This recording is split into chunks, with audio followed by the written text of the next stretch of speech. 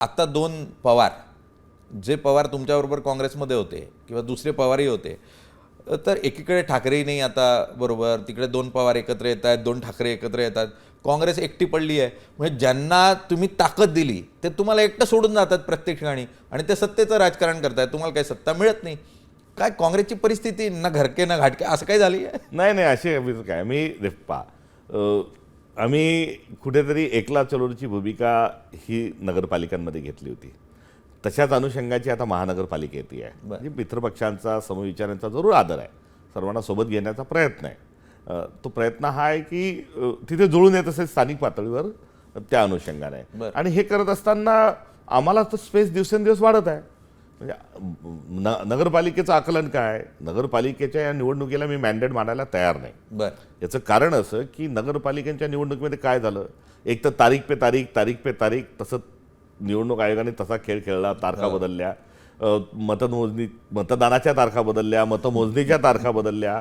एवढंच नाही तर एरवी 48 तास आधी प्रचार बंद होतो आणि ती संहिता या 48 तासाच्या काळात कायद्याचं काम करायचं, फ्री अँड फेअर इलेक्शन झाल्याच्या अनुषंगाने तिथे व्यवस्था स्थापन करायची, पोलिसांनी बंदोबस्त करायचा, बॅनर हटवायचे, सर्व मार्किंग करायचं. आता यावेळेस 24 तास आधीही नाही तर उद्या सकाळी 7 वाजता मतदान आहे, रात्री 10 वाजेपर्यंत प्रचार करू दिला. इथपर्यंत ज्या गोष्टी केल्या, यासोबत निवडणूक आयोगाने त्यांची साथ दिली. व्यवस्था जी आहे, मग ते जिल्हा दंडाधिकारी असतील, पोलीस असतील, वगैरे वगैरे असतील, यांनी भारतीय जनता पक्षाचं काम केलं. आणि पैशाचा महापूर जो म्हणतात, दुर्दैवाने तो आला.